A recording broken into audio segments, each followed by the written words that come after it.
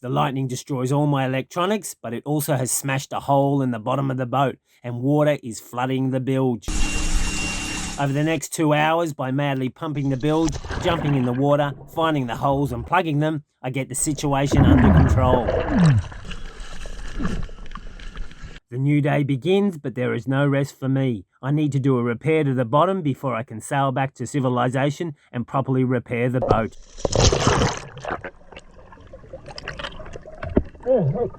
I was so tired I swam past the bloody hole.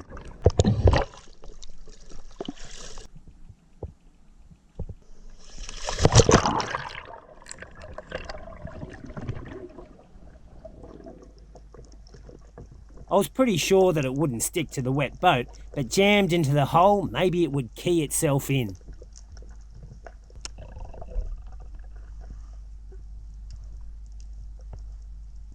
But then I worked out if you pressed and smeared it, it would stick. My friends, the sharks, aren't around. Now that they can see me, they don't want any part of me, people. Story of my life.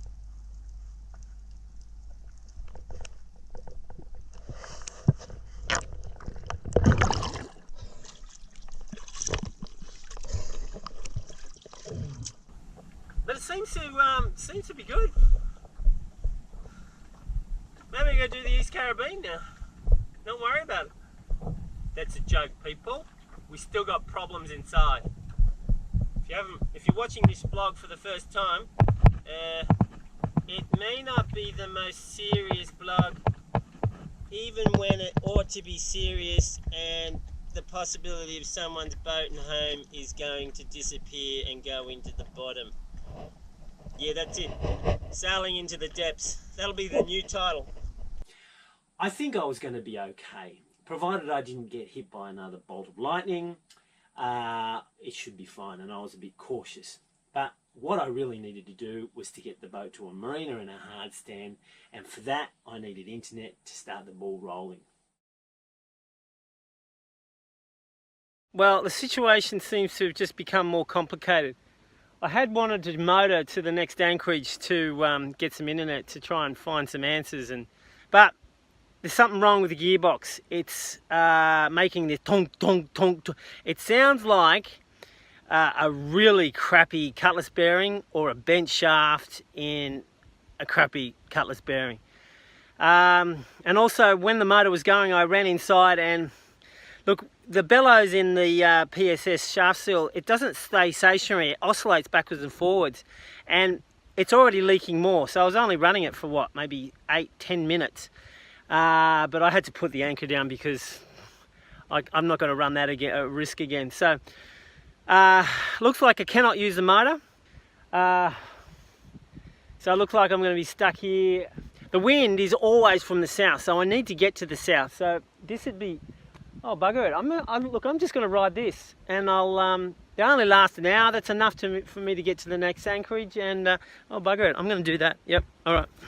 So after an hour and a half, I'm safely tucked up in this anchorage, but there is no internet. Well, there's the barest minimum. I can do WhatsApp texts, and that's about it. And that's when I put it in a bag and send it up the mast.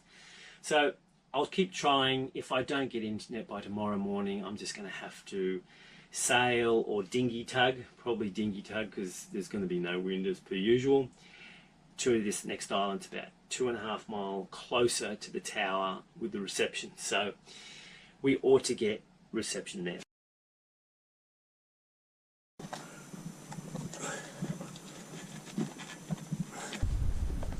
That'll do it.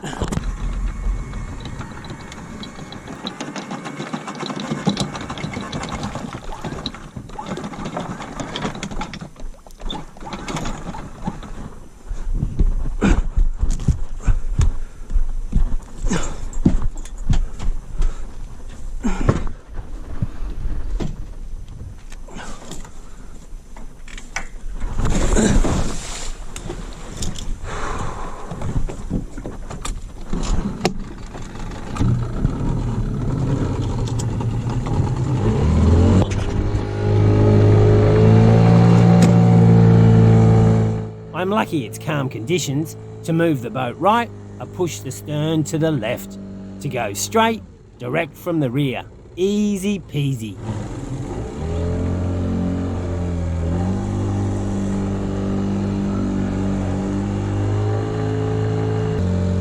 There is a very narrow channel, so I'm using the chart plotter, which is not great, but I have no choice because with the clouds today, I can't see the reefs.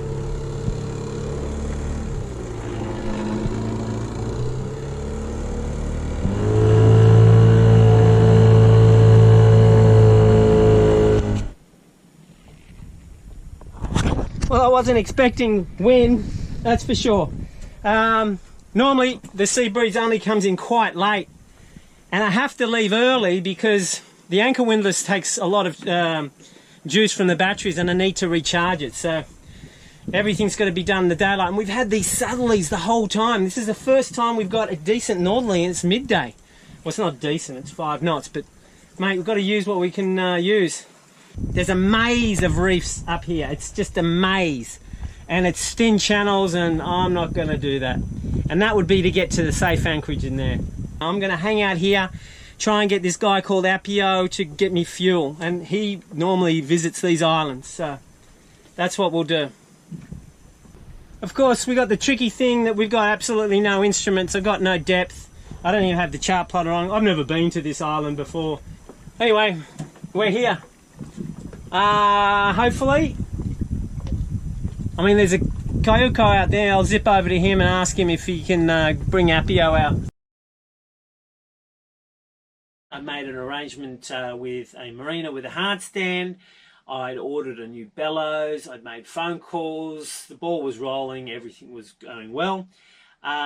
This anchorage is not a great anchorage for the southerly winds, and this is the season where you have these squalls coming from the mountains, and they're pretty strong, 50 knots, and I'm on a lee shore here, so I needed to get out of here. The gentle southerly had just started to come through, and so I could sail back to that safe anchorage, and that's where I'd wait for Appio to bring me the fuel.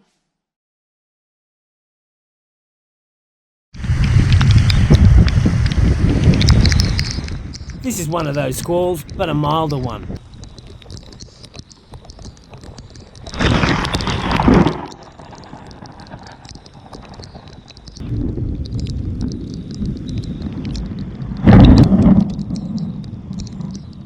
From the weather forecast a few days back, I remember it being a continuation of light southerly winds, which are about 4 to 6 knots. It's bugger all. Maybe at night you get a little bit more, but during the day it glasses out because the sea breeze cancels the sort of the katabatic flow and you get nothing. So I have to travel about 55 or 60 miles, which means I'm not going to do, and I've got a current to go against too, of about 1 knot, maybe 1.5 knots. I'm not going to do that in a single night. It's going to take me a whole day probably, because I'll probably be only doing 2.5, 3 to 3.5 knots. So there's a good chance I'm going to be stuck around some reefs in the middle of the day without any power whatsoever. So I need dinghy fuel. So I worked out to be safe, I get about 80 litres of dinghy fuel. I know that's a lot, but I was hoping that would cover about 20-25 miles of me going for hours on end, or at least pushing me off the reef and waiting for the next night to then sail. So I sent the Kayuko, well, I went to the Kayuko people and I got them to take a message to Appio to bring me gasoline. Now, I don't see him for 2 days. Now, he knows me in the boat, so obviously they communicated who I was, fuzzy-headed guy or something. He comes out with pineapple because he knows I like pineapple. No gasoline. 5 days later, he turns up with the fuel. So I finally have fuel. But from the internet, or from the text messages I'm getting, because I'm still in the shitty internet zone, from Wayne, we've got Tropical Storm Etta above me, and the winds are going to be on the nose and strong. And I'm thinking, well, look, I'm not in a situation where I want to be tacking around reefs up backwards and forwards and going into the main part of the current, which is going to drag me back. Look, I could probably just stand to going backwards and forwards and not go anywhere. I don't want to do that. I know tropical storms will go west or west-northwest or northwest. So as they go that way, the wind should start going round to the southwest, south, and that'll be a much easier run for me to head west. At least get the wind at 60 degrees and it'll be fine. So now I've got to wait for this system to move before I can leave. My Gooner neighbours had some trouble with their outboard. I can't have my neighbours in trouble, so it was off to the island to clean their carby.